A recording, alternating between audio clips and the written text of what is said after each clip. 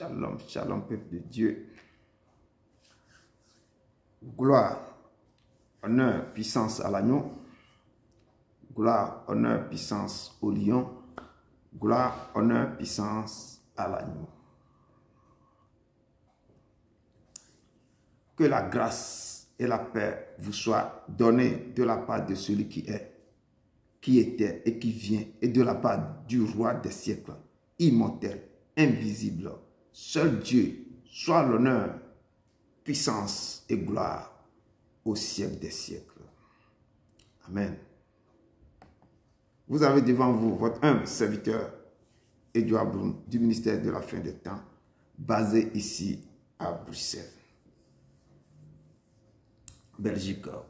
Pour notre enseignement de ce soir, le 27 août 2025, notre thème: vous n'apercevez point de vent et vous ne verrez point de pluie. Et cette vallée se remplira d'eau. Donc, notre texte de base se trouve dans 2 Rois 3, versets 1 à 27. Sans plus tarder, nous commençons par 2 chansons. La première chanson, le titre c'est « Ne t'ai-je pas dit que si tu crois, tu verras la gloire de Dieu ?» Et Jésus avait prononcé ça à Marie devant la tombe de Lazare. « Si tu crois, tu verras la gloire de Dieu. » Il est le Dieu. Donc, il faut que chacun s'approprie de cette phrase. Si tu crois, tu verras la gloire de Dieu dans ta vie.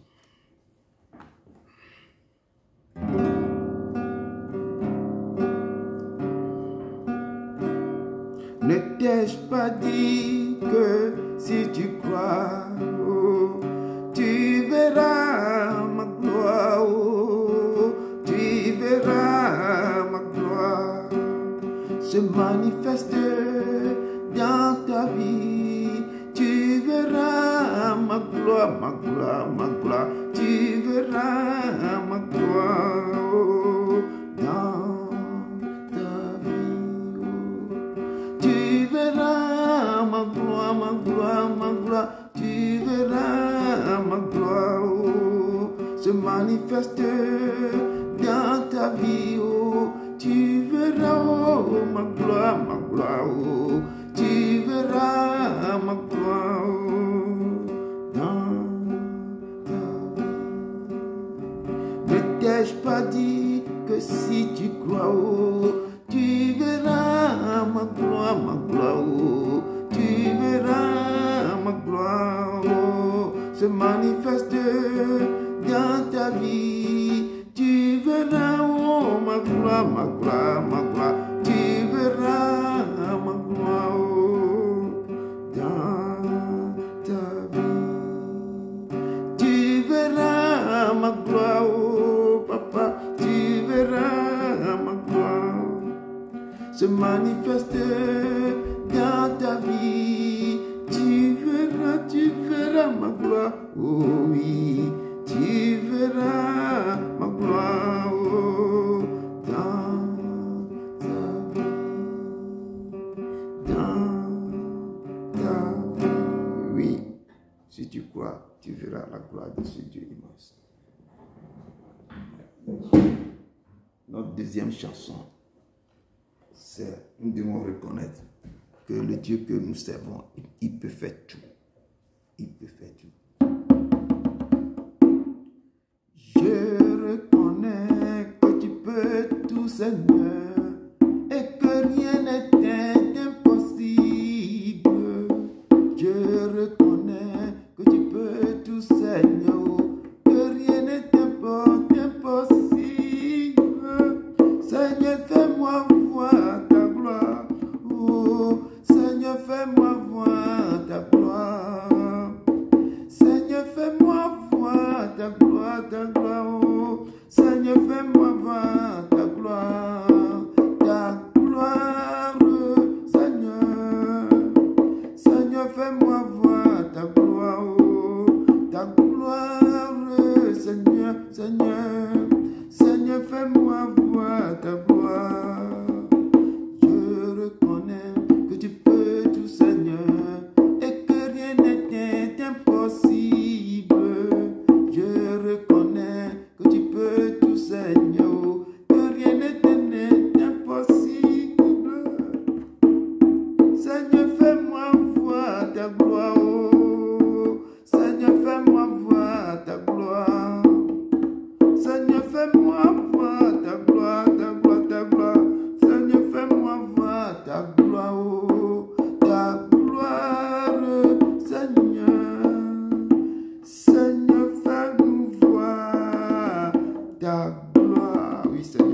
Fais-nous voir ta gloire dans ce ministère. Fais-nous voir ta gloire. Au nom de ton Fils Jésus-Christ de Nazareth. Amen, amen, amen. Shalom, shalom, peuple de Dieu. Shalom. Que la grâce, la miséricorde et la paix soient avec nous et la parole de Dieu, du Père et de l'Enfant de Jésus-Christ, Christ du Père, dans la vérité et la sainteté. Je sanctifie ton nom.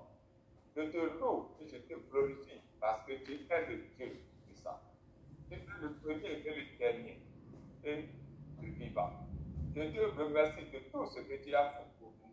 Et ce soir, nous tournons nos regards vers toi et nous te demandons, Seigneur, de commencer avec nous comme jeunesse et de terminer avec nous comme jeunesse. Merci Seigneur, au nom de Jésus-Christ de Nazareth, que j'ai prié. Passons à la modération. Bien-aimés, nous avons un Dieu compatissant, doux et humble de cœur, qui n'abandonne pas ses enfants. Il est saint, il fait tout dans la sainteté, et son Dieu est saint. Donc, avant d'aller devant son trône de grâce, nous allons nous sanctifier. La parole de Dieu nous dit dans le livre de Matthieu 9, verset 13, allez et apprenez ce que signifie. Je prends plaisir à la miséricorde et non au sacrifice, car je ne suis pas venu appeler des justes, mais des pécheurs. Sur la base de ce verset, Jésus nous dit qu'il est venu dans le monde pour les pécheurs et non pour les justes. Il nous a tendu la main. Il nous demande de tourner le dos au péché, de le quitter et de lui revenir, car il prend plaisir à la miséricorde.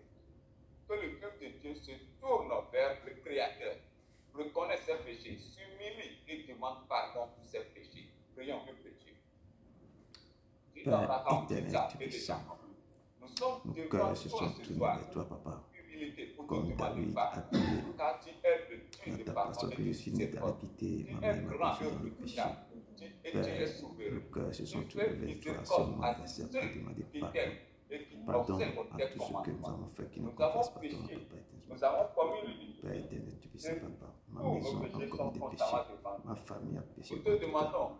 Ma nation a péché. Mon quartier a péché. Moi-même j'ai péché contre toi, Papa éternel. Je viens de toi pour demander pardon. Père éternel, tu puisses, Papa. Père éternel, étends ta main, Papa éternel. Efface toutes les transgressions que j'ai pu faire qui ne confessent pas que j'ai péché contre ton trône, j'ai péché contre tout ce que tu as fait des institutions. Je n'ai pas respecté tes préceptes et ton ordonnances. Je n'ai pas respecté tout, Père. C'est pourquoi je suis venu vers toi, par tout ce que mes yeux ont vu. Mes mains ont touché, ma bouche a touché ce qui est sorti de ma bouche dans mon cœur. Père, qui n'est pas confessé ton nom, Papa, je viens pour demander pardon. Pardonne-moi. Pardonne ce mystère, pardonne le nom de ce mystère.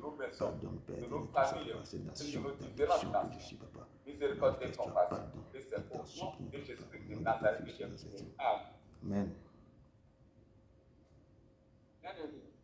Nous avons invoqué le sang de Jésus-Christ pour nous purifier.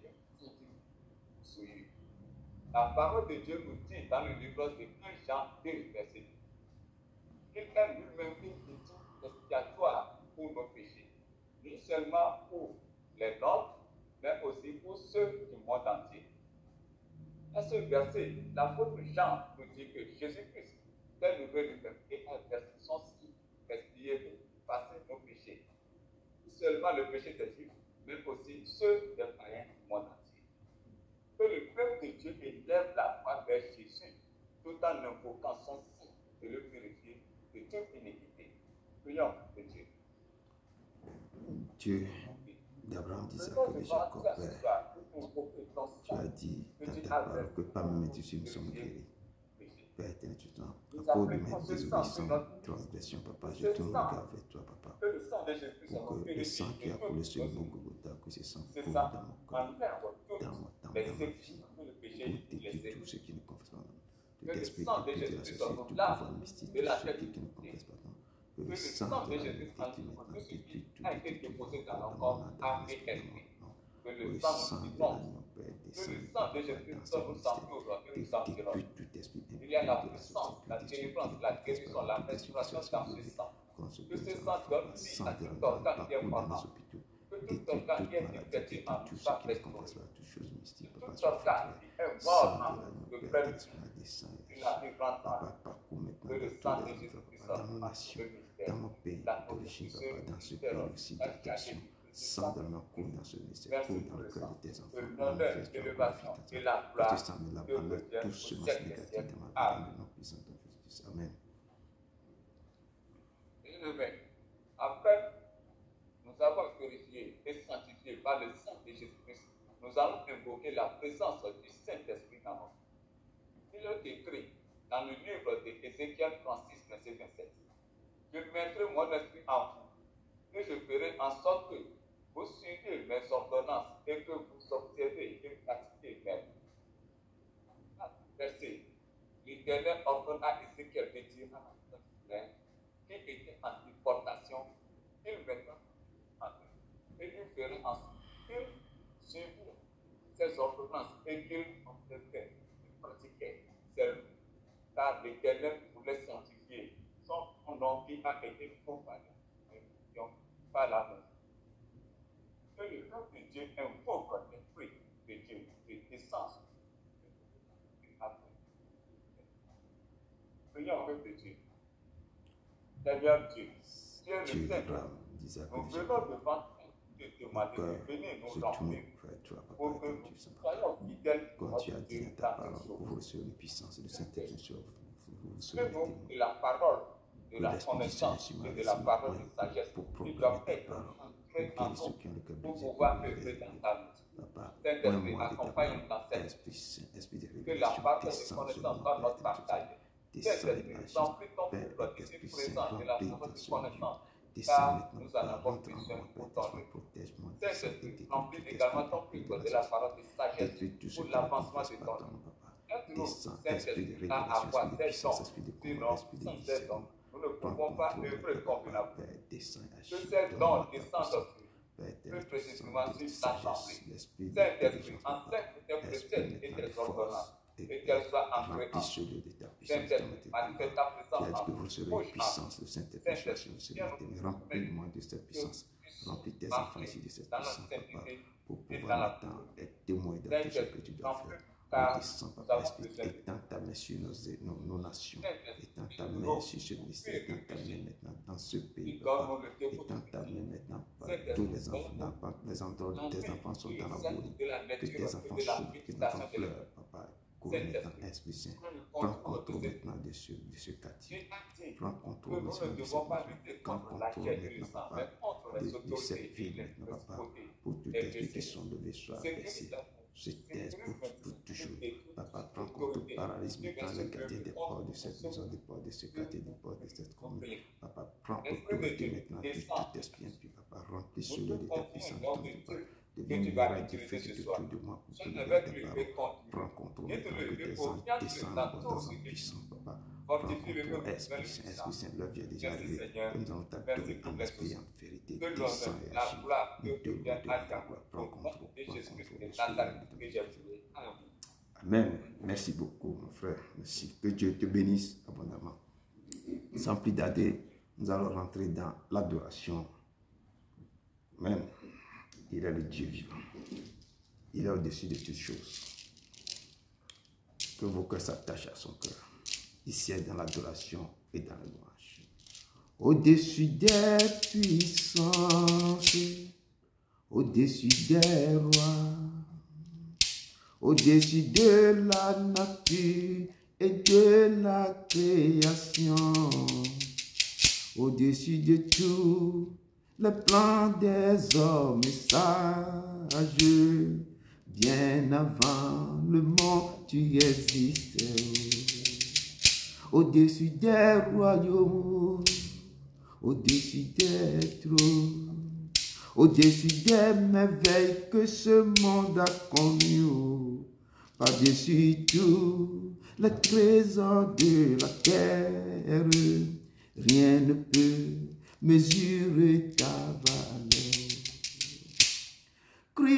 Crucifié, seul abandonné, tu as souffert, méprisé, rejeté, telle une rose foulée par nos pieds. Tu tu m'as sauvé, oh, tu m'as aimé, pas déçu,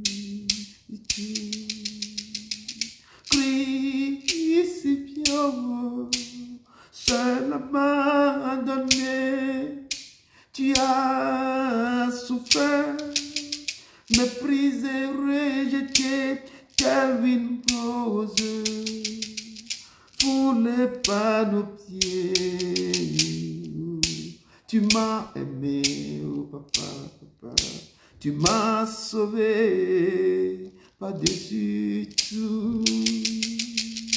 Tu m'as sauvé, sauvé, sauvé, tu m'as aimé, pas déçu tout.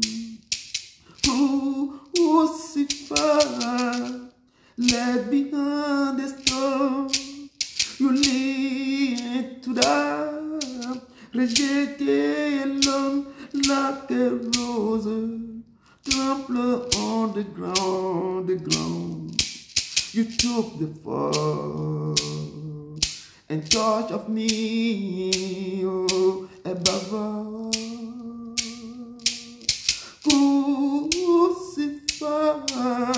Let behind the storm, you need to die, rejeté alone like a rose, trample on the ground, You took the fall, and thought of me above all, above all. Crucifié, seul abandonné, tu as souffert, méprisé, rejeté comme une rose, foulé par nos pieds. Tu m'as sauvé, tu m'as aimé, pas déçu. Oui, il nous a aimés. Il a pris tous nos fardeaux. Il est au-dessus de toute puissance, de toute autorité, de tout pouvoir. Il est ce Dieu immense. Amen.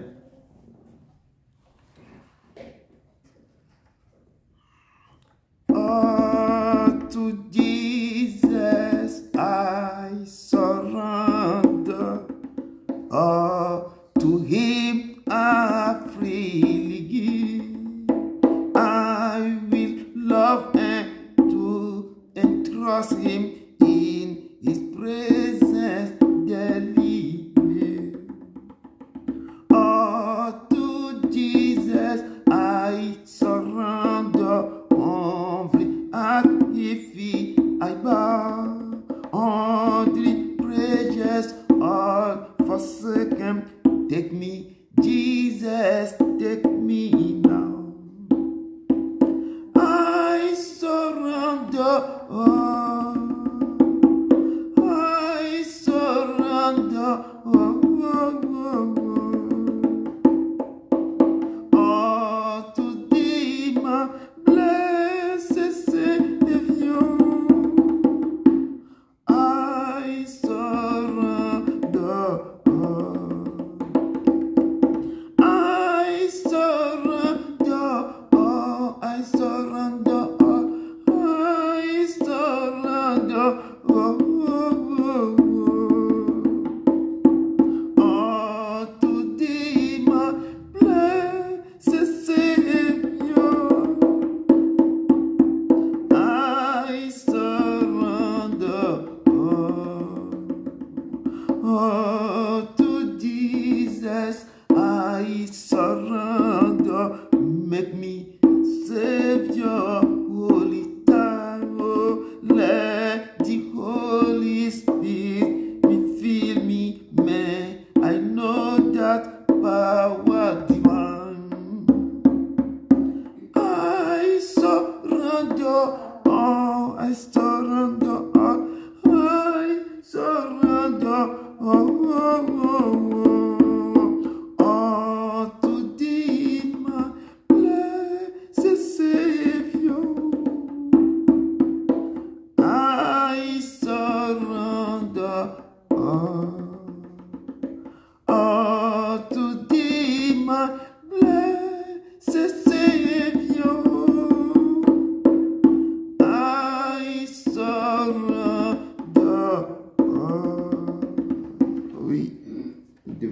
abandonner à lui parce qu'il est au-dessus de tout. Nous devons nous soumettre tout à lui.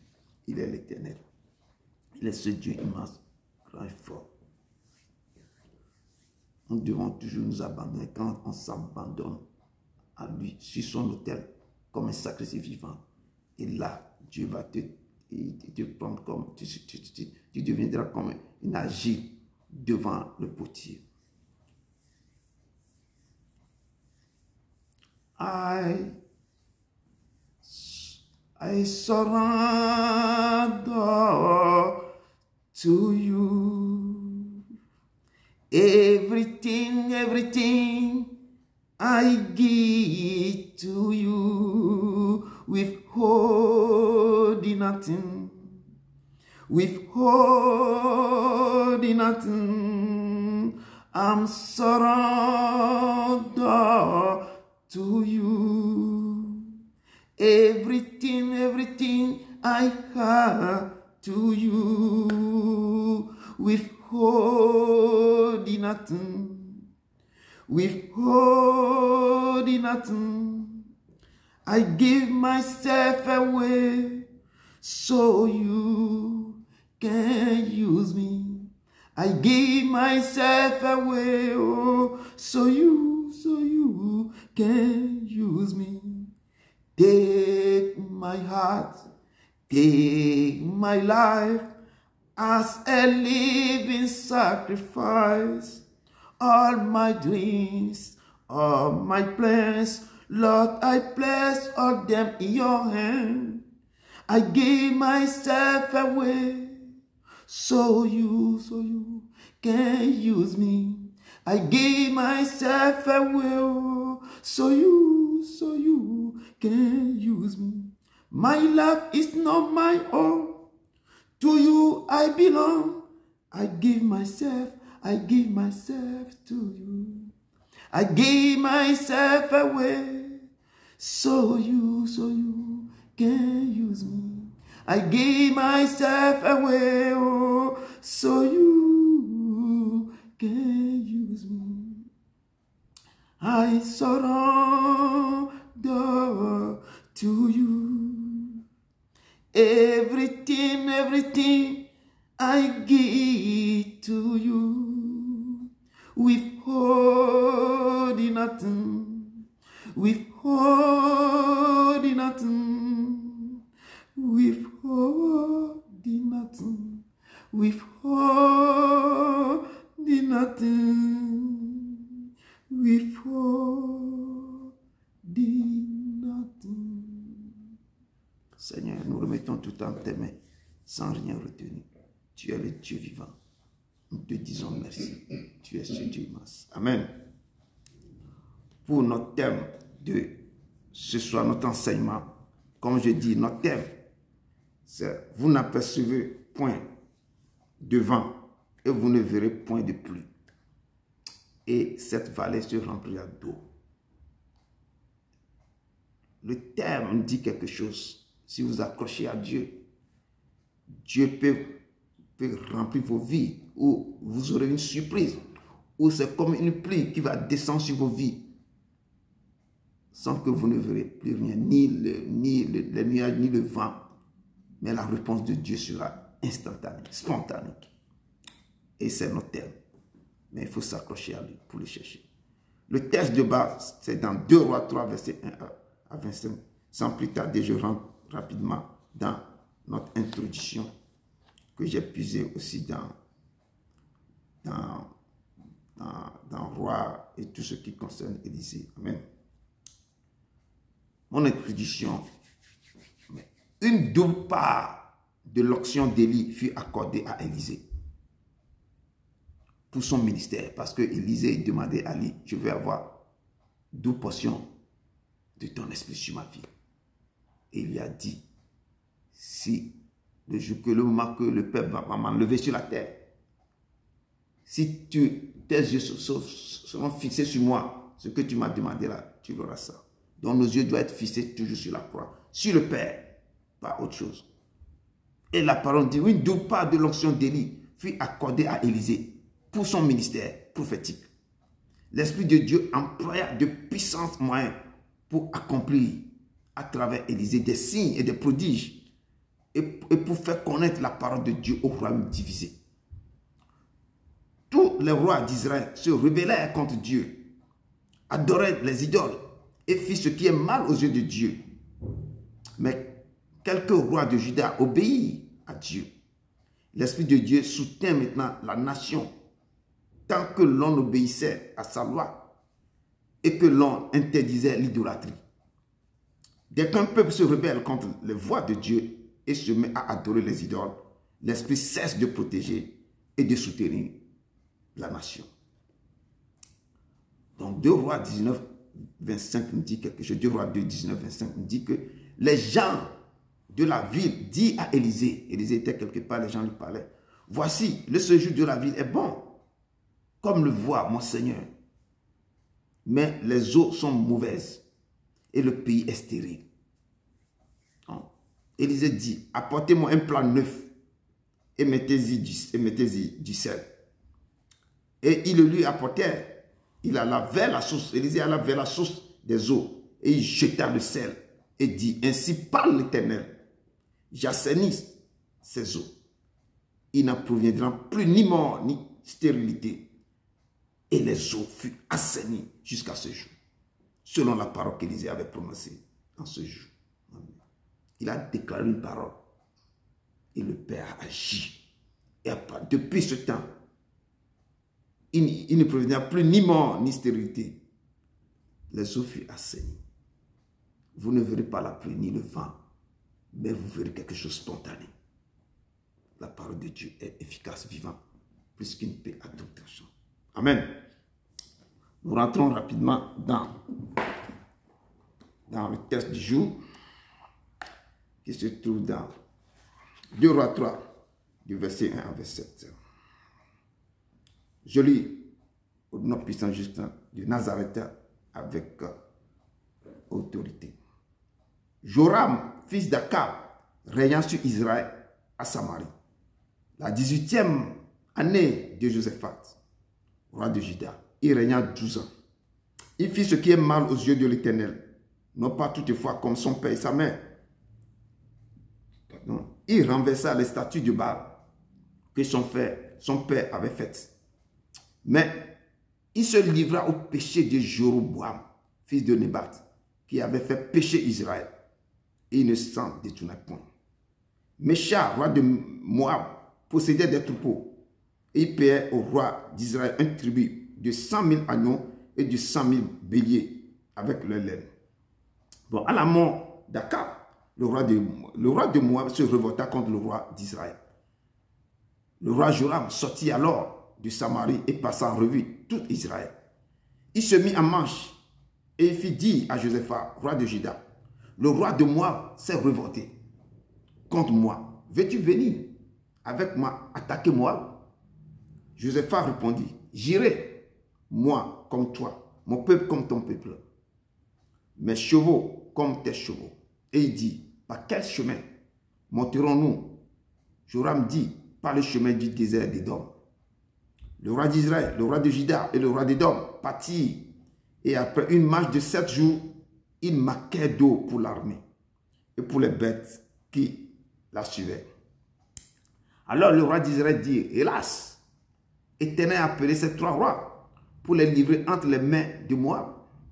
Mais Josaphat dit, y a-t-il ici aucun prophète de l'Éternel par qui nous puissions consulter l'Éternel? L'un des serviteurs du roi d'Israël répondit, il y a ici Élisée, fils de Shaphat, qui versait l'eau sur les mains d'Élie. Et Josaphat dit, la parole de l'Éternel est avec lui. Le roi d'Israël, Josaphat et le roi d'Édom descendirent auprès de lui. Élisée dit au roi d'Israël, qu'y a-t-il entre moi et toi? Va vers les prophètes de ton père et vers les prophètes de ta mère. Et le roi d'Israël lui dit, non, car l'Éternel a appelé ces 3 rois pour les livrer entre les mains de Moab. Élisée dit, Éternel des armées dont je suis le serviteur est vivant. Si je n'avais égard à Josaphat, roi de Juda, je ne ferai aucune attention à toi et je ne te regarderai pas. Maintenant, amenez-moi un joueur de harpe. Et comme le joueur de Joab jouait, la main de l'Éternel fut sur Élisée. Et il dit, ainsi parle l'Éternel, faites dans cette vallée des fosses, Car ainsi parle l'Éternel, vous n'apercevrez point de vent, et vous ne verrez point de pluie. Et cette vallée se remplira d'eau, et vous boirez, vous, et vos troupeaux, et votre bétail. Mais cela est peu de choses aux yeux de l'Éternel. Il livrera Moab entre vos mains. Vous frapperez toutes les villes, fortes et toutes les villes d'élite. Vous abattrez tous les bons arbres. Vous boucherez toutes les sources d'eau et vous ruinerez avec les pierres toutes les meilleurs champs. Or, le matin, au moment de la présentation de l'offrande, voici l'eau arriva du chemin d'Édom et le pays fut rempli d'eau.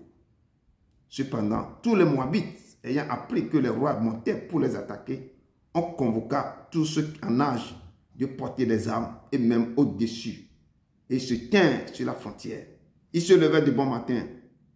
Et quand le soleil brillait sur les eaux, les Moabites virent en face d'eux les eaux rouges comme du sang. Ils dirent, c'est du sang. Les rois ont tiré l'épée entre eux. Ils se sont frappés les uns les autres. Maintenant, Moabites au pillage.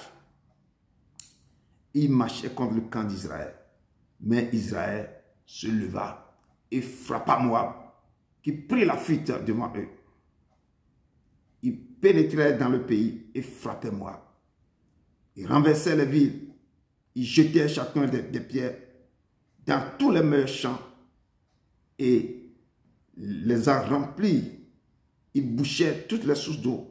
Ils abattirent tous les bons arbres. Ils frondaient et les frondeurs enveloppèrent et bâtirent Kish-Haresh, dont on ne laissera pas de pierres.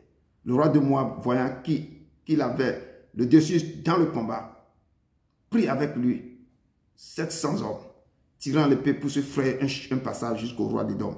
Mais il ne put pas. Il prit alors son fils premier-né qui devait régner à sa place et l'offrit en holocauste sur la muraille. Et une grande indignation s'empara d'Israël, qui s'éloigna du roi de Moab et retourna dans son pays. Parole de l'Éternel. Les Nukula, les Nukufan, les Nukufan, le semeur est en train de semer ses grains. Les Nukula, les Nukufan, les Nukufan, Gedio Jede, Nigmanyo Ojiro, Gedio Jede, Atlantime. Gedio Jede, Anigma Sansion Ojiro, Gedio Jede, Anujameo, Kemeneleo, Kemenele, Kemenele Novi, Kemeneleo, Kemenele. Kemenele, kemenele, novi, kemenele. Que vos cœurs soient attachés, disposés à recevoir cette parole. Le Père va semer ses grains. Il faut que vos cœurs soient disposés à recevoir cette parole. Dieu d'Abraham, d'Isaac et de Jacob, nous sommes au pied de ta croix maintenant pour attendre ta voix, ta parole. Papa, parle-nous. Étends ta main sur nos vies. Révèle-nous les choses cachées dans ce message, papa. Tu es le très bon enseignant, papa. Instruis-nous ce soir, Père éternel. Tes enfants sont blottis au pied de ta croix, Père. Descends ton esprit sur nous. Enseigne, efface-moi complètement et libère ta parole sur leur vie. Au nom de ton Fils Jésus-Christ de Nazareth. Amen, amen, amen, amen. Peuple de Dieu, vous avez la parole. Si quelqu'un veut dire quelque chose sur ce texte.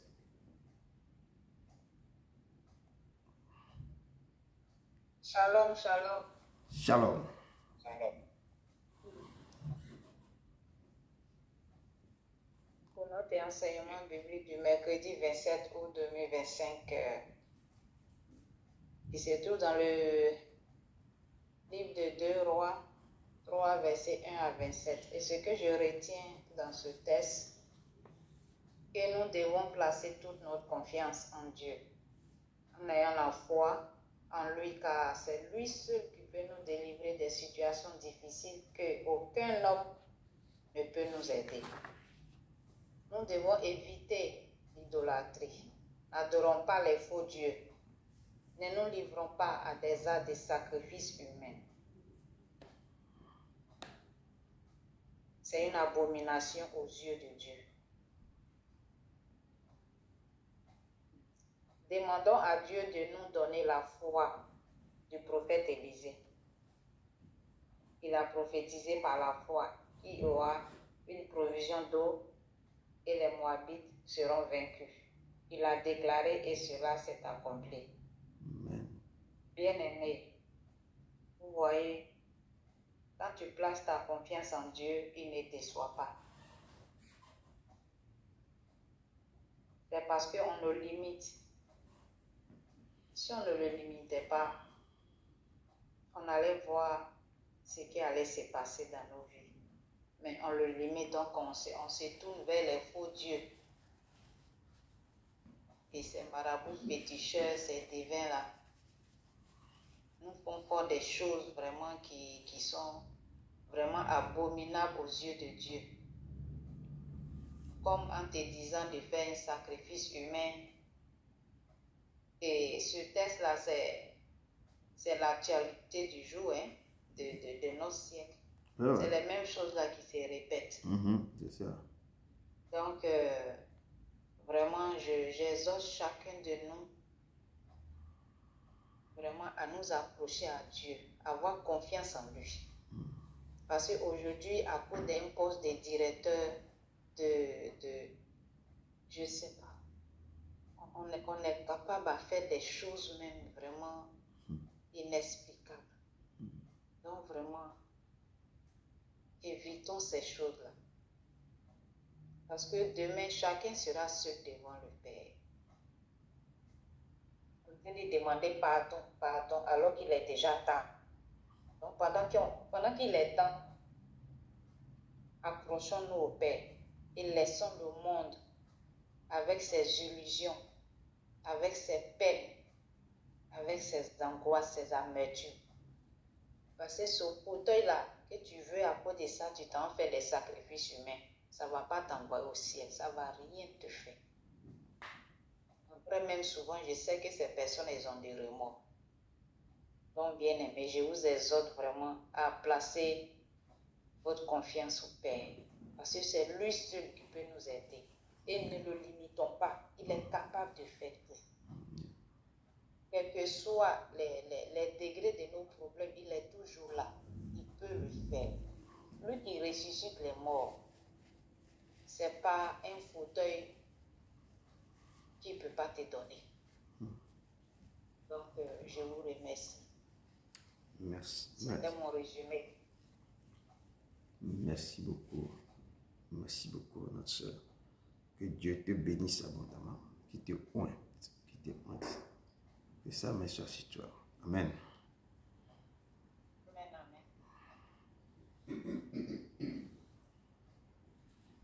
Parfait. Donc, pour ajouter, pour compléter. Je vais vous présenter mon résumé succinct. Le texte du jour nous montre la manifestation de la puissance de Dieu afin de sauver son peuple dans une situation critique. Le roi Joram, qui a succédé à Akézias après la mort d'Akab, à l'époque de Josaphat, a réuni tout ça sur Israël. Il n'avait pas respecté les préceptes, les concepts et les recommandations de l'Éternel.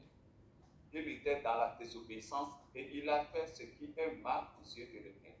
Mais après la mort du roi Akab, le roi de Moab, méchant, qui payait des tributs au roi d'Israël, se révolta contre ce dernier pour ne plus payer les tributs.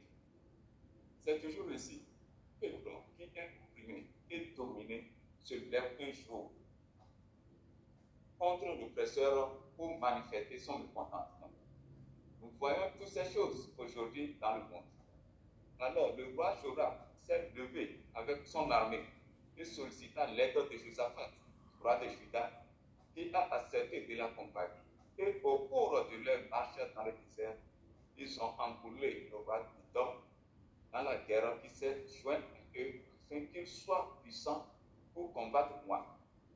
Il dans ce désert-là qu'il leur manquait d'eau pour les êtres humains et les animaux. C'est alors que Josaphat, roi de Juda, a eu la présence d'esprit de demander à ce qu'il consulte l'Éternel. Il est indispensable et important à nous, les enfants de Dieu, de consulter le Père en toutes choses avant d'entreprendre quoi que ce soit. Dans sa fidélité, l'Éternel nous orientera et nous guidera. Et il nous dira ce qu'il y a lieu de faire. Cherchons toujours la face de l'Éternel, afin qu'il y ait une communication parfaite entre nous et le Créateur. C'est dans cette ordre d'idée que le prophète Élisée a demandé qu'on lui amène un joueur de harpe. Dès qu'il a commencé par jouer son harpe, l'Éternel s'est manifesté et a parlé par la bouche du prophète. Au verset 16 et 17.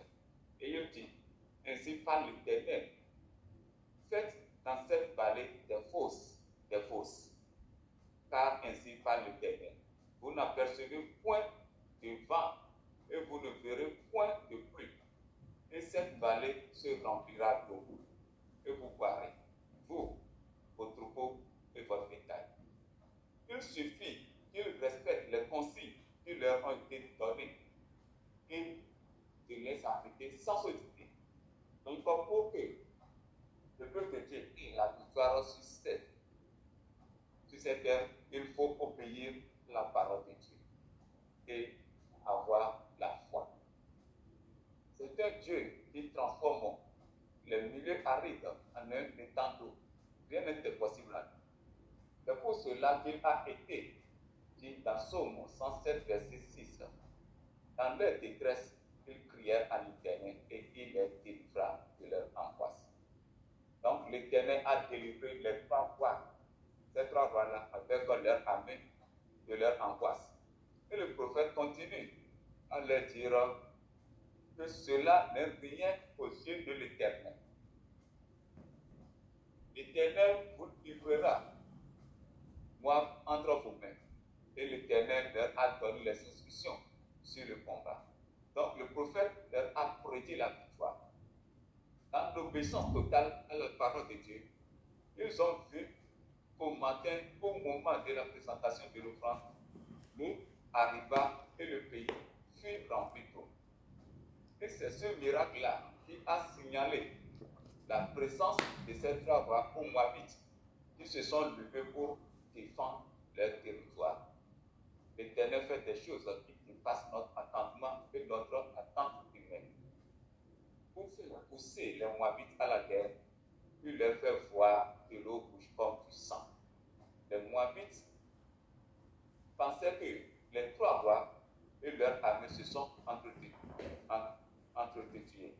Et ils se sont mis en marche pour aller piller le camp d'Israël. Israël les a frappés. C'est ça qu'ils ont pris la fuite pour retourner dans le pays. Israël les a poursuivis et a causé beaucoup de dégâts dans le pays, tout en respectant toutes les consignes que l'Éternel leur a données. La ville de Kira et Rasset a été encerclée par les frontières. Et vu la défaite de Moab, le roi de Moab a voulu faire une digression avec 7000 hommes pour atteindre le roi d'Édom. Mais la tentative a échoué. Et il a pris son fils aîné, qui régnera à sa place. Il l'a offert en holocauste sur la mur. De ce spectacle, les Israélites furent si indignés qu'ils se retirèrent loin du roi et retournèrent dans le pays. C'était mon résumé. Je vous remercie. Merci d'avoir apporté ta pierre à l'édifice. Que Dieu te bénisse abondamment. Amen. Que Dieu te bénisse. Donc, pour entrer dans cet enseignement, il y a beaucoup de choses, ces choses qu'on doit retenir qui se passent dans le jour maintenant, dans le cœur de l'Église, au cœur des enfants de Dieu. Et il y avait, la parole de Dieu me dit que dans ce texte que Akazia mourut selon la parole de l'Éternel promise par Élie. C'est lui qui avait déclaré la parole sur Akazias et il a trouvé la mort. et Joram régna à sa place. Donc, on dit Joram, parce que pourquoi Joram règne à la place d'Achazias? Parce que Achazias n'a pas de fils. Joram règne à sa place la seconde année de Joram, fils de Josaphat, roi de Juda, car il n'avait pas point de fils. Donc Joram, il est fils d'Akab. Il régna 12 ans. Il fit ce qui est mal aux yeux de l'Éternel. Et quand Jésus même en train de parler, si l'Éternel dit que la personne a fait quelque chose qui est mal à mes yeux, c'est que l'idolâtrie, il est en train de nager dans l'idolâtrie. Son père, Joram là, et Akab était quelqu'un qui a fait des choses terribles avec Jézabel. Ils ont plongé Israël dans l'idolâtrie terrible. Au temps d'Élie, il y avait fait des choses pour montrer. Donc, Dieu disait ici, l'Éternel disait ici que il fit ce qui est mal aux yeux de l'Éternel, non pas toutefois comme son père Akab et sa mère Jézabel. Mais la parole de Dieu nous dit que lui, il avait au moins renversé les statues de Baal. Ce que son père avait installé, construit, il avait renversé certaines choses. Mais il se livra au péché de Jéroboam qui avait fait pécher Israël. Et il ne s'en détournait point. Donc il avait fait des choses aussi qu'un autre roi, le gars qui s'appelle Jéroboam aussi, au temps de Salomon, ce type aussi avait fait des choses terribles à ce temps. Il avait fait pécher beaucoup Israël.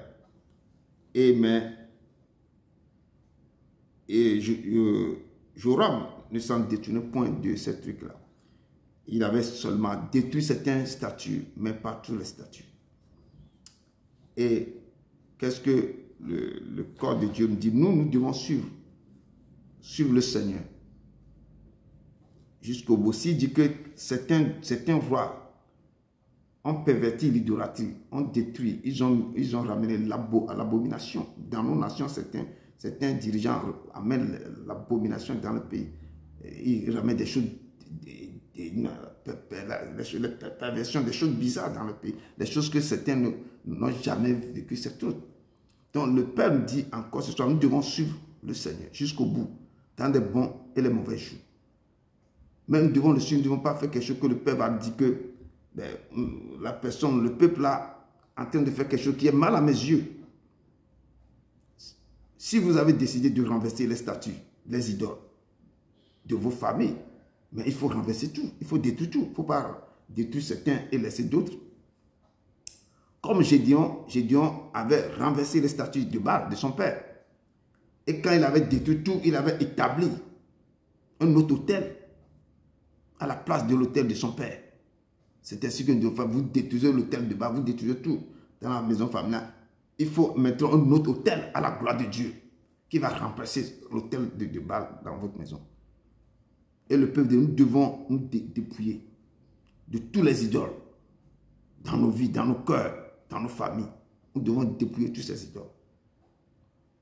Lorsque le peuple de Dieu se rebelle contre Dieu, adore les idoles et fait ce qui est mal aux yeux de Dieu, l'Éternel se retire de son peuple et vous laisse à la merci de l'ennemi. Lorsque vous rentrez dans l'idolâtrie, vous rentrez dans les choses là, l'Éternel se retire de la personne. La personne se croit que, bon, il y a d'autres choses qui me protègent. Non. La personne, la personne est accompagnée encore d'autres entités qui détruisent sa vie même, que lui-même ne sait pas. Mais nous devons nous dépouiller de tout ça. Et le verset 4 de notre texte de Baal nous dit que il y avait un contrat, le roi disait quelque chose que un roi qui s'appelait Mécha, roi de Moab, il possédait des troupeaux. Il payait au roi d'Israël un tribut de 100 000 agneaux et de 100 000 béliers avec leur lait. Mais à la mort du roi Akab, le roi de Moab se révolta contre le roi d'Israël. Donc avant, ils avaient un contrat entre eux. C'est comme un contrat entre l'État et l'État. Tu paies des tribus, c'est comme des tasses ou bien quelque chose que ce roi avait signé un contrat que tu dois rembourser certains montants chaque mois. Mais comme le roi là est décédé, L'autre roi a refusé de payer, d'honorer, de respecter le contrat. C'est ça qui a déclenché la guerre. On voit ça dans nos vies, dans le cœur des chrétiens, que c'est ainsi que certains même, ils ont, à cause de l'argent que quelqu'un doit le rembourser, la personne tue, on tue pour que l'argent là, les dettes là s'effacent. Et ça se passe toujours. On détruit la vie de l'autre là pour que la personne ne se rappelle plus de l'argent qu'on devait le rembourser. Donc, il y avait un contrat entre les deux rois, le roi de Moab et le roi d'Israël. Et dans ce contrat, le roi de Moab doit payer un tribut de 100 000 agneaux et de 100 000 béliers avec le lait. Mais maintenant, à la mort d'Akab, roi d'Israël, quand Akab, au temps d'Élie, Akab était le mari de la reine Jézabel. Lorsque Akab était décédé maintenant, le roi de Moab refuse maintenant de payer ce tribut au successeur maintenant d'Akab, qui est le roi Joram. Donc ça a déclenché une guerre entre le roi de Moab et le roi d'Israël. Et le roi d'Israël a fait appel aux deux rois, le roi de Juda et le roi d'Édom, de venir l'aider pour combattre maintenant le roi de Moab. Ça, c'est ça qui a déclenché ce qui va se suivre dans notre texte. Et je dois qu'on voit tout ça dans nos vies. Quelqu'un, vous devez l'argent, la somme à quelqu'un, vous devez payer la somme. À cause que des gens empruntent de l'argent. Lorsque l'argent, c'est une somme colossale maintenant, pour éviter que je rembourse l'argent, on détruit la vie de l'autre. Il y a beaucoup de choses qu'on entend, qu'on voit, que les choses de nos jours, tout ça là, on connaît ça. Donc, nous racontons, comme il dit, nous racontons des problèmes similaires de nos jours. Certaines personnes devaient des sous très importants à une personne. Une fois la personne décède, peut-être il refuse de payer le reste de l'argent. Et ça devient des affaires, une affaire maintenant à la justice. Et ça déclenche beaucoup de querelles dans la famille et dans beaucoup de choses. Donc ici, ça a déclenché une guerre entre deux peuples, deux nations. Et dans la foulée, le roi Joram, le roi d'Israël, fait appel maintenant à Josaphat, le roi de Juda et le roi d'Édom, de venir l'aider pour combattre maintenant le roi de Moab. Et ils se sont mis d'accord, et se sont mis ensemble maintenant pour aller combattre maintenant les Moabites. Mais vous avez décidé de faire la guerre sans consulter le Père. Vous êtes quoi? Vous faites partie d'Israël, vous êtes le peuple hébreu, c'est que Dieu, c'est l'Éternel qui est votre Dieu, qui vous a fait sortir de quelque part. Dans ce cas, vous devez consulter le Père. Dans nos jours, les gens ne consultent pas le Père avant de commencer à faire des choses. Quelqu'un vient te voir, viens, on va faire ceci, sans consulter l'Éternel. Les gens se jettent dans les trucs. Mais il n'avait pas, comme je dis, il n'avait pas l'idée de consulter le Dieu des Hébreux, Éternel des armées. Ils n'ont pas eu l'idée de consulter. Et le verset 9 de notre texte de base nous dit que les trois rois sont partis ensemble. Et après une marche de 7 jours, ils manquaient d'eau pour l'armée et pour les bêtes qui les suivaient. Il n'y a plus d'eau, 7 jours de marche. Peuple de Dieu, Dieu nous appelle à être quoi? À être à la brèche de l'autre. Dieu nous appelle à avoir un groupe d'intercession pour prier pour les autres. Dieu nous appelle aussi pour pouvoir aider des gens. Mais tout ça là, nous devons consulter le Père d'abord. S'il nous dit que mes enfants, vous devez avoir des groupes pour faire ceci, mais vous devez, pour consulter le groupe, mais vous devez encore demander au Père. Quels sont les gens qui seront ensemble, qui seront rentrés, mais quels gens qui feront part de ce groupe? Dieu, comme Jésus m'avait choisi les 12 disciples, Dieu va vous désigner des gens avec qui vous devez intercéder pour les autres. Eux ici,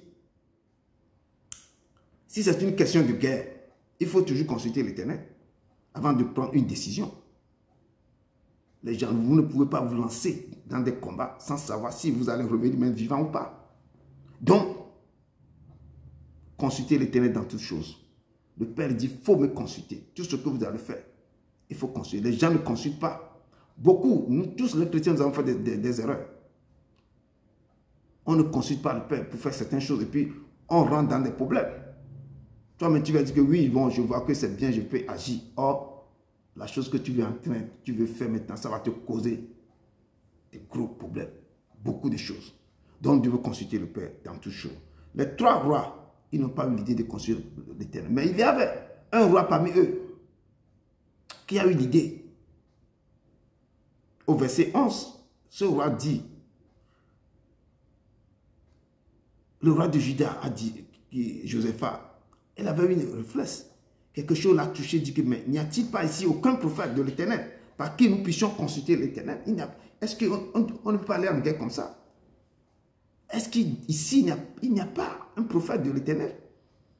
Et les serviteurs du roi d'Israël, eux, les serviteurs là, ils savent, le roi là, lui, il n'a pas l'idée, mais les serviteurs disent que oui, ici, il y avait Élisée, fils de Shaphat, lui qui versait l'eau sur les mains d'Élie. Il est sous l'onction, il était sous l'onction, sous l'autorité d'Élie. Avant que quand Élie partait, Élie a libéré les 12 portions que lui-même il avait demandées sur sa vie. Et le serviteur a dit que non, il y avait ici Élisée, fils de Shaphat, qui versait l'eau sur les mains d'Élie. Et il dit que non, s'il a Élie ici là, le roi de Juda avait reconnu que, et confirmé que, ce prophète Élie là, la parole de Dieu est avec lui. C'est un homme intègre. Nous devons aller le voir. Le roi d'Israël, le roi de Juda et le roi d'Édom, les 3 sont descendus pour aller auprès d'Élisée. Quand Élisée dit au roi d'Israël, qu'il a vu le roi d'Israël directement, Élisée s'est rappelé des parents du roi d'Israël. Et il dit, mais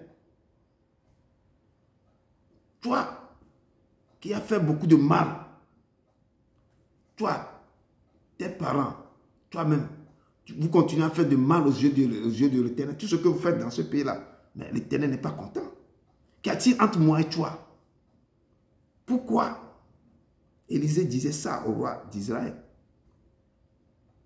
C'est ça que je chante. Parce qu'au temps d'Akab et d'Isabelle, ils ont détruit. Ils ont fait des choses abominables dans le pays. Et c'est à ce moment que Élie avait fait rassembler tout Israël auprès de lui, à la montagne de Carmel. Je vais faire un petit bref histoire un peu pour comprendre. Pourquoi on doit comprendre pourquoi Élisée disait au roi d'Israël que pourquoi, qu'est-ce qu'il y a entre toi et moi? Parce qu'ils ont fait pécher Israël dans l'abomination terrible. Et à l'époque d'Élie, Élie a fait rassembler tout Israël auprès de lui, à la montagne de Carmel. Et aussi les 450 prophètes de Baal et les 400 prophètes d'Astarté qui mangeaient à la table d'Isabelle. Parce que le roi et la reine, ils ont fait des choses abominables jusqu'à ce que... Non. Et c'est là qu'Élie est apparu dans ce royaume pour pouvoir régler les choses. Et les 850 prophètes de Baal d'Astarté, ils ont détourné Israël de la voie de Dieu. L'abomination a envahi Israël. Élie les avait défiés. Et Élie disait à eux que si l'Éternel est Dieu, allez après lui. Mais si c'est Baal qui est votre Dieu, donc allez après Baal. Mais moi, Élie, je suis resté seul parmi tous les prophètes de l'Éternel. Et il y a 450 prophètes de Baal et 400 prophètes d'Astarté. Que l'on donne 2 taureaux, qu'eux choisissent le taureau et qui coupe par morceaux et qui le place sur le bois sans y mettre le feu. Et moi, je le ferai la même chose, sans y mettre le feu. Puis, ils n'ont qu'à invoquer leur Dieu, leur Baal ou leur Astarté. Et moi aussi, je vais invoquer le nom de l'Éternel. Le Dieu qui répondra par le feu, c'est celui-là qui sera Dieu. Et tout le peuple répondit en disant, c'est bien. Et les prophètes du Baal, ils ont commencé par couper leur taureau, commencé par faire les choses et commencé par invoquer le nom de leur Baal, depuis le matin jusqu'à midi. En disant, Baal, réponds-nous. Mais la parole de Dieu dit qu'il n'y a ni voix, ni réponse. Et ils sautaient sur l'autel, ils faisaient des incisions, n'importe quoi, jusqu'à ce que le sang coulait sur eux. Donc à midi, Élie se moquait d'eux. À un moment donné, lorsque midi fut passé, il prophétisait, mais il n'y a ni voix, ni réponse, ni signe d'attention. Rien. Le feu même n'est pas descendu, ils ont tout fait. Donc pour montrer au peuple de Dieu que le Dieu, jusqu'à ce jour-là, le Dieu que nos aïeux, nos grands ou bien nos frères, les gens ne continuent pas à chercher là. Les gens, au temps d'Akab, ils ont fait ça. Ils ont des prophètes, des Baals, ils ont fait, mais ils ne peuvent pas faire invoquer le feu du ciel pour tomber sur des choses. Et de nos jours aussi, le Dieu qu'on sert, le Dieu là, il est Dieu. Il est Dieu. Donc, le prophète Élie, il disait que, ok, donc comme vous, il n'avait pas il n'y a ni attention, on n'a rien vu, le feu n'est pas descendu. Donc, moi, je vais aussi, et il y a fait quoi? Il y a bâti l'autel avec 12 pierres. D'après le nombre des tribus des fils de Jacob, il a représenté, parce que l'autel de Dieu a été détruit. Il y avait rebâti l'autel de Dieu avec les 12 pierres, les 12 pierres qui représentent les 12 tribus d'Israël. Donc les enfants de Jacob. Donc, Élie avait tout préparé, rempli d'eau, il a rempli d'eau toutes les cruches, il a versé, il a demandé qu'on verse de l'eau sur l'holocauste, tout ça. Et à un moment, au moment de la présentation de l'offrande, Élie le prophète, il s'avança et dit quelque chose, il dit Éternel, Dieu d'Israël, Dieu d'Abraham, d'Isaac et de Jacob, que l'on sache aujourd'hui que tu es Dieu en Israël, que je suis ton serviteur et que j'ai fait toutes ces choses par ta parole. Réponds-moi, l'Éternel, réponds-moi, afin que ce peuple reconnaisse que c'est toi, Éternel, qui est Dieu, et que c'est toi qui ramènes le cœur. Lorsque Élie a fini de prononcer cette parole, le feu est descendu du ciel. Beaucoup connaissaient ce passage dans la Bible. Le feu est descendu du ciel, tomba et consuma tout l'holocauste, le bois, la pierre, la terre. Il absorba l'eau qu'ils ont versée sur l'holocauste, qui était dans la fossée. Quand tout le peuple vit cela, tout le monde tombait sur le visage et dit, c'est l'Éternel qui est Dieu. C'est l'Éternel qui est Dieu. Et eux, ils ont vu la puissance de Dieu. Le feu, parce qu'il voulait les défier, dit que si c'est votre Baal qui est Dieu, personne ne mettra le feu. On verra la puissance de votre Baal. Et moi aussi, je ferai la même chose, je vais invoquer mon Dieu. Élie a invoqué son Dieu. Et Dieu a répondu par le feu. Et Élie a prononcé par lui. Élie disait, saisissez-moi les prophètes de Baal. Tous ces prophètes de Baal, saisissez-les. Leur dit Élie, qu'aucun d'eux n'échappe. Et Élie, on l'a saisi, tous les prophètes de Baal. Et Élie les fait descendre maintenant au torrent de Kizon. Là, Élie les égorgea. Élie a égorgé tous les prophètes de Baal. Parce que ils n'ont pas, leur Dieu c'est un faux Dieu. Il n'a pas dit que leur Dieu, mais leur Dieu est incapable de faire descendre le feu. Donc, nous devons marcher avec le Dieu. Il dit que moi-même, ce ne suis pas le seul qui sera votre lumière, moi-même l'Éternel, je suis votre lumière. Lui qui est la lumière, qui fait descendre le feu, c'est ce Dieu que moi je vais vous présenter. Que c'est lui qui met le chemin, il n'y a pas de chemin. Qui met l'eau dans le désert, qui fait descendre le feu du ciel. En se rappelant des dégâts causés par les parents du roi d'Israël, dont je faisais allusion à ce que Élie, au temps d'Élie, Élisée se rappela de tout ça. C'est pourquoi il disait au roi d'Israël, leur fils, qu'a-t-il entre toi et moi, aller auprès des prophètes de ton père et de ta mère. Et, peuple de Dieu, nos passés, ça c'est le passé des parents de ce roi d'Israël. Et Élisée lui fait rappeler les choses. Donc, nos passés ne sont pas écrits avec des gommes. On n'écrit pas nos passés. Vous ne pouvez pas écrire votre passé avec des gommes. Après, avec des crayons, excuse-moi, avec des crayons. Après, vous prenez les gommes pour les effacer. Non. Nos passés, tous les passés de chaque personne, c'est écrit avec des quoi? Avec des langues indélébiles. Ça ne se passe pas. Parce que quelqu'un était là pour observer, à assister votre passé, a vu des choses qui s'est passées. Donc, nous devons faire très attention. Ce que les parents du roi d'Israël avaient fait. Élisée disait que, qu'est-ce qu'il y a entre toi et moi? Il faut aller voir. Pourquoi tu es venu chez moi? Parce que c'est vous qui avez fait pécher Israël. Mettez vos parents. Toi, mais tu es encore parmi eux pour faire pécher encore Israël. Et nous devons faire attention à des actions que nous posons ou à ce que nos parents aussi avaient posé avant le départ. Tout ça là, quand une famille a fait quelque chose, ça accompagne la famille, hein, les progénitures qui vont venir.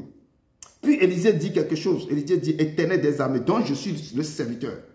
est vivant, si le Dieu que moi je sais est vivant, si je n'ai pas égard à Josaphat, roi de Juda, je ne ferai aucune attention à toi et je ne te regarderai pas.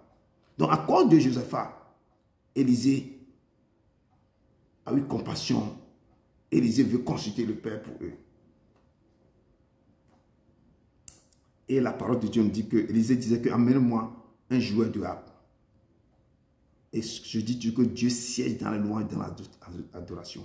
Si on veut faire un rétrospectif, retourner encore en arrière, au premier roi d'Israël, Samuel avait un Saül. Et Samuel disait à Saül que après que je viens de te donner l'onction maintenant, parce que tu vas devenir roi, premier roi d'Israël, quelque chose va t'arriver. En allant, tu vas rencontrer certains gens sur la route. Parce que le prophète avait pris une fiole d'huile qui répandit sur la tête de Saül. Il le baissa et dit, l'Éternel n'a-t-il pas un pour que tu sois le chef de ton héritage? Samuel lui recommanda des choses, lui disait que après cela, tu vas arriver quelque part, tu vas rencontrer des gens. Parce qu'à cause de l'onction que j'ai mis sur ta tête là, tu vas trouver une garnison de Philistins. En entrant dans cette ville-là, tu rencontreras une troupe de prophètes. Ces prophètes sont descendus du haut lieu. C'est l'onction qu'on a mis sur l'onction qu'on a mis, l'huile qu'on a mis sur sa tête maintenant. Il va raconter des choses maintenant spirituelles. Il dit que tu vas rencontrer des prophètes descendant du haut lieu, précédés de huit, du tambourin et des flûtes. Ils vont commencer par chanter de la harpe. Et quand ils commencent par jouer des tam-tams, des huit, tout ça là, ils vont commencer par prophétiser eux-mêmes. Et l'esprit de l'Éternel, à ce moment, l'esprit de l'Éternel va te saisir, toi, Saül. Et toi aussi, tu vas commencer par prophétiser. Parce qu'on joue des tam-tams, on joue des choses. On joue, les gens, les prophètes qui ont descendu du haut qui sont descendus du haut lieu, eux vont commencer par jouer des choses. Et toi, Saül, l'Éternel, l'esprit de l'Éternel va te saisir et tu vas commencer par prophétiser avec eux. Et tu seras changé complètement à un autre homme. Lorsque ceux-ci auront pour toi leur accomplissement, fais ce que tu trouveras à faire, car Dieu est avec toi. Seulement à cause de quoi? Des tambourins, des tam-tams, des harpes, que ces prophètes en train de jouer, l'Esprit de Dieu a saisi Saül. Et Saül a commencé par prophétiser. Je parlais de ce que Élisée devait faire tantôt. C'est pourquoi je suis rentré dans ce texte de 1 Samuel 10, verset 5 à 6. Peuple de Dieu, vous devez savoir inviter Dieu dans votre louange. Beaucoup ne chantent pas à Dieu. Beaucoup n'invitent pas Dieu quand ils vont commencer par prier. Les gens se lèvent et puis prient comme ça. Beaucoup ne savent pas inviter Dieu dans leur vie. Commencez par les louanges. Commencez par l'adorer. Commencez par le faire des choses. Pour que quand vous l'invitez, dans votre louange, dans votre adoration, vous verrez que le Seigneur va livrer. Le Seigneur va commencer par communiquer ses pensées à vous. Il va commencer par faire des choses avec vous. Élisée disait, maintenant amenez-moi un joueur de harpe. Et ils ont amené le joueur de harpe. Comme le joueur de harpe commençait par jouer. Commencez par jouer. Commencez par jouer. Devant les trois rois, on a vu que l'Esprit de Dieu, la main de l'Éternel fut maintenant sur Élisée. On joue seulement la harpe, mais Élisée est rentré en lui-même et la main de Dieu est descendue sur Élisée. Peuple de Dieu, je dis, si vous louez l'Éternel, vous êtes en train de forcer sa main vers vous. Vous êtes en train de forcer sa main en votre faveur. Commencez par le louer, mais avec un cœur sincère. Que cette adoration louange va sortir de votre cœur vers lui. C'est comme vous forcez la main de Dieu maintenant vers vous, à votre faveur, et le Père va commencer par communiquer des choses. La main de l'Éternel fut sur Élisée, quand on commençait par jouer la harpe. Et il dit, ainsi parle l'Éternel. Élisée a commencé par prophétiser. Ainsi parle l'Éternel. Faites dans cette vallée des fosses. Il faut dans cette vallée, il faut faire des fosses. Il faut creuser maintenant des fosses. Quand ainsi parle l'Éternel, vous n'apercevrez point de vent et vous ne verrez point de pluie. Et cette vallée se remplira d'eau. Vous boirez, vous, vos troupeaux et vos bétails. Dieu vous dit cet après-midi, Je vous dis, rentrez dans l'adoration si les choses ne vont plus. Rentrez dans les louanges terribles. Et que vos cœurs soient attachés à son cœur. Et vous le libérez maintenant toute l'adoration. Je dis ce que vous demandez depuis des années. Ce que vous demandez à ce Dieu. Il faut être sincère avec lui hein, dans toutes choses. Et vous le louez, louez. Et jusqu'à ce que le Père me sent l'adoration monter vers lui. Comme une odeur parfum, une odeur de parfum agréable à ses narines. Qui écoute cette chanson, qui sort sur le trône de la grâce. Et dit, vous ne verrez plus. Vous n'apercevrez plus de vent. Lorsque le Père va décider de vous bénir, il n'y aura pas de vent. C'est comme la pluie va tomber. Il y a des vents, mais ce que le Père va faire dans votre vie, vous ne verrez pas le vent. Vous n'apercevrez pas le vent. Et vous ne verrez point de pluie. Cette bénédiction, vous ne verrez pas de pluie. Le signe, mais il n'y a rien. Mais instantanément, brusquement, le Père va vous remplir d'une bénédiction terrible. Ce que vous cherchez depuis des années, la chose va vous localiser en un instant. C'est ce qu'on est en train de dire ici. Vous n'apercevrez point de vent. Parce que quand lui va vous bénir, quand il va vous descendre les choses, vous ne sentirez pas que c'est la pluie qui va tomber ou quelque chose. Je vois la chose à l'horizon. Je sens que quelque chose va m'arriver. Je sens que non. Vous allez recevoir ça instantanément. Brusquement. Automatiquement. Il va descendre la chose. Sa gloire va vous remplir directement. Élisée en train de prophétiser sur eux que vous n'apercevrez point de vent. Vous ne verrez point de pluie. Et cette vallée se remplira d'eau. Et vous boirez, vous, vos troupeaux et vos bétails. Et quand vous lisez cette parole, essayez de capter, essayez de quoi? D'approprier les choses qui se passaient. Qu'est-ce que je vais faire? Dans quelle position Élisée était? Élisée était prophète, je ne refuse pas, mais comment vous devez faire pour que Dieu aussi vous localise dans ce moment? Dans ce moment. Quand vous êtes accroché à lui, il faut libérer des choses que le Père aussi. Lui aussi, il a besoin qu'on le loue. Quand il voit ses louanges, il dit qu'un enfant aussi va faire cadeau à son Père. Ce n'est pas le Père qui va donner toujours à l'enfant. Il veut que vous le fassiez sourire. Vous lui donnez la joie. Louez-le de tout votre cœur. Et là, vous n'apercevrez point de vent. Vous ne verrez point de pluie. Et votre vie sera remplie maintenant de l'eau vive intarissable. Qui ne finira jamais dans vos vies. Ça va couler, ça va couler, ça va couler. Il dit à ce peuple-là, vous boirez, vous, votre peau, vos bétails, toute la maison, vous serez une bénédiction pour vos enfants. Peuple de Dieu, demandez, et l'on vous donnera. Frappez, on vous ouvrira. Cherchez, vous trouverez. Cherchez, demandez. Les trois rois, ils ont demandé. Est-ce qu'il n'y a pas un prophète ici à qui on peut aller consulter l'Éternel? Ils ont demandé, ils ont cherché, et ils ont trouvé. Demandez, on vous donnera. Frappez, on vous ouvrira la porte. Cherchez et vous trouverez. Et vous saurez que je suis l'Éternel, ainsi par l'Éternel. Si vous me cherchez, si vous toquez à ma porte, si vous me demandez des choses, que jusqu'à maintenant vous n'avez rien demandé, demandez à mon nom. Je suis devant votre porte. Lui, des fois, lui-même vient, il tape à votre porte, vous refusez d'ouvrir la porte. Il vous cherche, vous fuyez. Vous fuyez. Cherchez, vous trouverez. Frappez, on vous ouvrira la porte. Demandez, on vous donnera. Et vous saurez que je suis l'Éternel, que vous êtes mes témoins, dit l'Éternel. C'est moi qui suis Dieu. Je le suis dès le commencement. Et nul ne dérive de ma main. J'agirai, qui s'y opposera. Nul ne dérive de sa main. Les trois rois sont venus. Quand Dieu les appelle comme ça, ils savent automatiquement que cette bataille-là, on va gagner. Parce que le roi de Moab, c'est un contrat avec le roi d'Israël. Il doit respecter ce contrat. Beaucoup ne respectent plus leur contrat. Il dit, je suis l'Éternel, votre saint, le créateur d'Israël, votre roi. Voici, je vais faire une chose nouvelle sur le point d'arriver. L'Éternel est en train de faire, il dit que je vais faire une chose nouvelle sur le point d'arriver. Ne la connaîtrez-vous pas? Je mettrai un chemin dans le désert pour vous. Là où vous marchez maintenant, dans ce désert terrible, lui va mettre un chemin. il fera couler de l'eau dans vos chemins. Des eaux dans le désert, des fleuves dans la solitude pour abreuver mon peuple. Cherchez ce Dieu, demandez ce Dieu.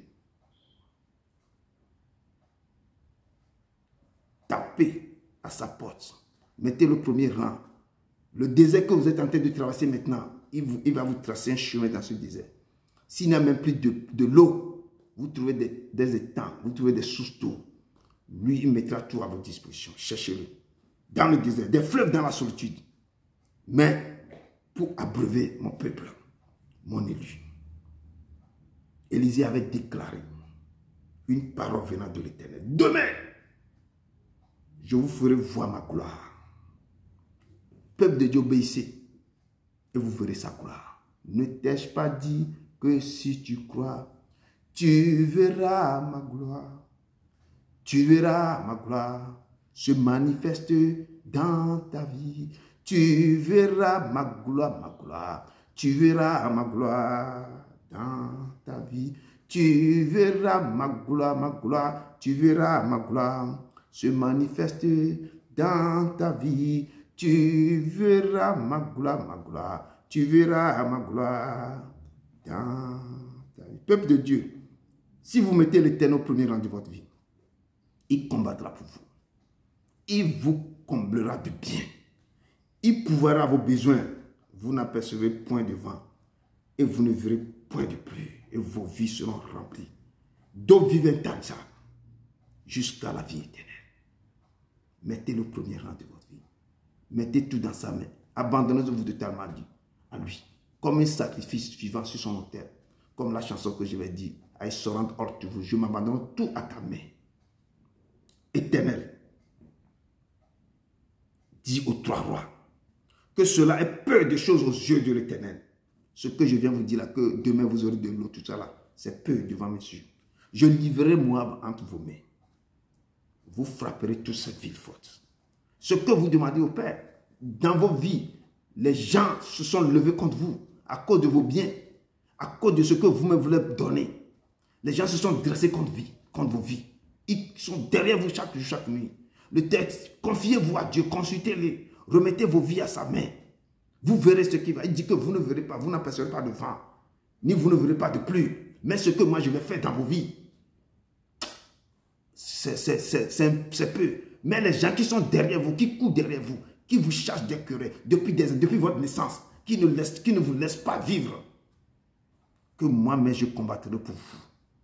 Je livrerai bataille pour vous. Vous les frapperez. Moi-même, l'Éternel, je vais me lever. Je vais me lever pour vos vies. C'est pourquoi la parole de Dieu, nous admettons ici que c'est le Seigneur qui mène la bataille. Si nous confions à lui, si nous obéissons à sa voix, ses paroles, ce qu'il nous dit de faire, ces trois rois n'ont pas consulté avant, mais quand ils sont revenus à lui-même, il y a seulement un roi qui a décidé d'aller consulter le Père. Si nous consultons l'Éternel, avant toute chose, il combattra pour nous et il sera avec nous dans tout ce que nous. Ce roi avait eu le réflexe, Joseph avait eu le réflexe d'aller consulter. Il connaissait celui qui s'appelle le prophète Élisée, il connaissait Élisée, il sait qui il est. Et Élie avait prophétisé qu'ils ne verront aucun signe, ni aucun vent, mais la vallée se remplira d'eau. Et ils vont étancher le soif, le bétail, le troupeau. Et la Bible dit au verset 20 que le matin, au moment de la présentation de l'offrande, l'eau arrivait du chemin des dômes. Le pays fut rempli d'eau. Les fossés sont remplis. Il y a des choses terribles qui vont se passer. Je dis vos vies, là où il y a des creux, là où il y a des problèmes, je dis le Père va remplir vos vies. Lorsque nous allons décider d'obéir à sa voix, à ses lois, à tout ce qu'il nous dit de faire, nos ennemis même, Dieu mettra la confusion dans le camp. Et ils seront confus de tous. La terreur va s'emparer d'eux. Écoutez vos prophètes, peuple de Dieu. Respectez et obéissez à leur voix. Le commandement, les préceptes et les ordonnances de Dieu, de l'Éternel. Et vous verrez la rétribution des méchants. La gloire de l'Éternel se manifestera autour de vous. Il dit Ne teste pas. Si tu crois, tu verras la gloire de Dieu. Si vous croyez, Dieu vous montrera sa gloire. Il va manifester sa gloire dans vos vies. Il va manifester sa gloire. Et Psaume 91, verset 8 dit, de tes yeux seulement, tu verras, tu regarderas, tu verras la rétribution des méchants. De tes yeux, ceux qui te poursuivent depuis des années, qui ne veulent pas que tu réussisses, qui sont derrière toi, qui mettent ta vie dans des problèmes terribles. Ils sont contents quand tu souffres. Ils verront la rétribution de l'Éternel. Ils verront. Ils seront que l'Éternel s'est levé. Ils verront que l'Éternel s'est levé. Ils verront la rétribution des méchants. Eux-mêmes verront ça. Toi-même, tu regarderas ce que Dieu va faire dans leur vie. La parole de Dieu, de tes yeux seulement, tu regarderas. Et tu verras la rétribution des méchants. Les Moabites se levèrent de bon matin. Et quand le soleil brillait sur les eaux, eux, les Moabites, vivent en face de les eaux qui sont rouges. Ils pensaient que ce sont les rois d'Israël qui se sont levés pour se commencer par se battre. Eux-mêmes, ils se sont levés, ils pensaient que donc, maintenant on va débarquer dans le camp des Israéliens et les autres rois pour pouvoir essayer de faire quoi? De piller le camp. Et c'est le contraire. Le camp, la bataille a changé de camp. Le combat a changé de camp. Ils disent c'est du sang. Les rois ont tiré l'épée entre eux. Ils se sont frappés les uns contre les autres. Et maintenant, eux, ils marchaient contre le camp d'Israël.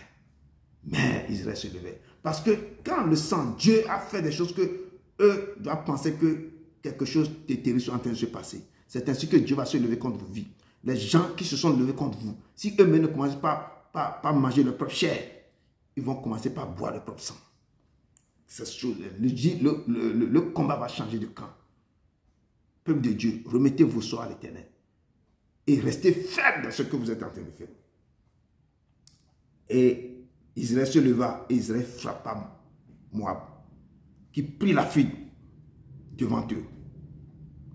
Et le roi de Moab, voyant que la guerre, il est en train de perdre la guerre, il a pris ses hommes, 700 personnes, comme les gens qui nous suivent, les gens qui sont dans nos familles, quand ils voient que tu te lèves, ils s'en vont chercher encore des camarades dans leur monde pour pouvoir se battre encore, pour te détruire ta vie. Ils font tout. Chercher tous les gens avec qui ils se promènent la nuit pour pouvoir détruire ta vie. Exactement, c'est ce que je dis, ce qui se passe là. Dans ce test-là, ça se passe dans nos vies.